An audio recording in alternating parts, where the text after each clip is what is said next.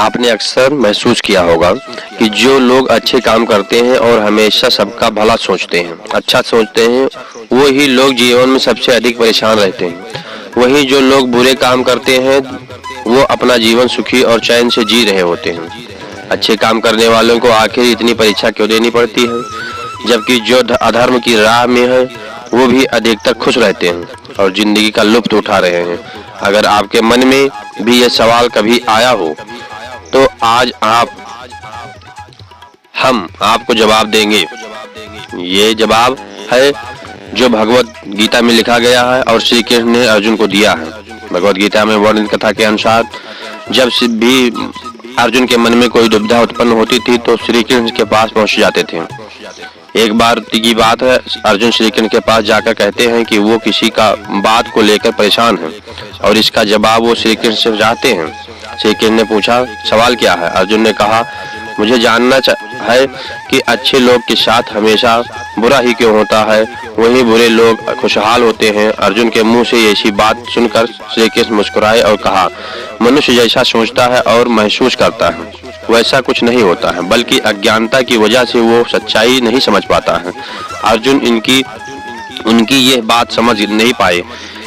इसके बाद श्री कृष्ण ने उन्हें समझाने के लिए क्या कहा वो जानते हैं। श्री कृष्ण ने कहा, हे अर्जुन पार्थ, मैं तुम्हें एक कथा सुनाता हूँ। उसे सुनकर तुम समझ जाओगे कि हर प्राणी को उसके कर्म के हिसाब से ही फल मिलता है। प्रकृति हर किसी को अपनी राह चुनने का मौका देती है। अब वो मनुष्य की राह इच्छा पर निर्भर करता है कि उसे धर्म की राह चुननी है या अधर्म की। कथा सुनते शुरू करते हुए श्री कृष्ण ने कहा, एक नगर में दो पुरुष रहते थे। एक पुरुष व्यापारी था जिसके जीवन में धर्म की बहुत महत्ता थी। वो पूजा पाठ में यकीन रखता था, हर रोज मंदिर जाता था और दान धर्म भी करता था और हर रोज भगवान की पूजा करता था। वहीं दूसरा पुरुष बिल्कुल विपरीत था। वो हर रोज मंदिर तो जाता था, लेकिन पूजा करने नहीं बल्कि मंदिर के बाहर से जूते चप्पल चुराने उसे दान और धर्म से कोई लेना देना नहीं था। समय बीतता गया और एक दिन बहुत जोर की बारिश हो रही थी। इस वजह से मंदिर में पुजारी के अलावा कोई नहीं था। यह बात जब दूसरे को पता चली तो उसने सोचा कि यह सही मौका है मंदिर का धन चुराने का। पंडित से नजर बचाकर उसने मंदिर का सारा धन चुरा लिया।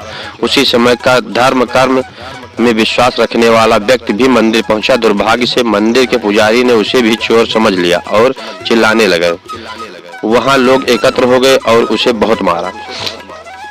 किसी तरह वो खुद को बचाते बचाते वहां से भाग निकला तो दुर्भाग्य से उसका साथ वहां भी नहीं छोड़ा।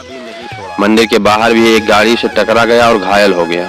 फिर वो व्यापारी लंगड़ाते हुए घर जाने लगा तो रास्ते में उसकी मुलाकात उस पुरुष से हुई जिसने मंदिर से धन चुराया था। उसने कहा, आज तो मेरी किस्मत चमक गई, एक साथ इतना सारा धन मिल गया। ये सब देखकर उसे बहुत बुरा लगा और उसने अपने घर से भगवान की सारी तस्वीरें निकाल दी। कुछ सालों बाद दोनों पुरुष की मृत्यु हो गई। मरने के बाद जब दोनों पुरुष यमराज के पास पहुंचे और भले पुरुष ने दूसरे व्यक्ति को देखा तो उसे बहुत गुस्सा आया। उसने क्रोधित होकर यमराज से पूछ ही लिया, मैं तो हमेशा अच्छे कर्म करता था, दान में विश्वास रखता था, उसके बदले जीवन भर मुझे अपमान और दर्द ही मिला और इस व्यक्ति ने हमेशा बुरे कर्म किए, फिर भी वो इसे नोटों से भरी पोटली, आखिर ऐसा भेदभाव क्यों? इस पर यमराज ने कहा, पुत्र तुम गलत समझ रहे हो। जिस दिन तुम्हारी गाड़ी से टक्कर हुई थी वो दिन तुम्हारे जीवन का आखिरी दिन था, परंतु तुम्हारे अच्छे कर्मों की वजह से तुम्हारी मौत सिर्फ एक छोटी सी चोट से बदल गई। तुम इस दुष्ट व्यक्ति के बारे में जानना चाहते हो? दरअसल इसके भाग्य में राजयोग था, मगर उसके कुकर्मों और अधर्मों की वजह से वो सिर्फ एक छोटी सी धन की पोटली में बदल गया। कथा सुनने के बाद श्री कृष्ण अर्जुन से कहते हैं, क्या अब तुम्हें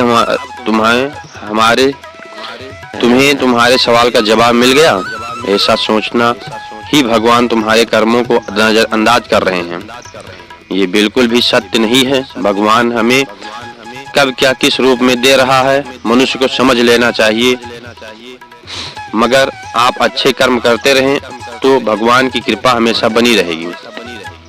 इसलिए अच्छे कर्मों को बदलना नहीं चाहिए, क्योंकि उसका फल हमें इसी जीवन में मिलता है। इसलिए मनुष्य का फर्ज है कि वो हमेशा अच्छे कर्म करता रहे, क्योंकि श्री कृष्ण ने गीता में भी बताया है कि किसी के द्वारा किया गया कर्म बेकार नहीं जाता, चाहे वो अच्छा हो या बुरा हो।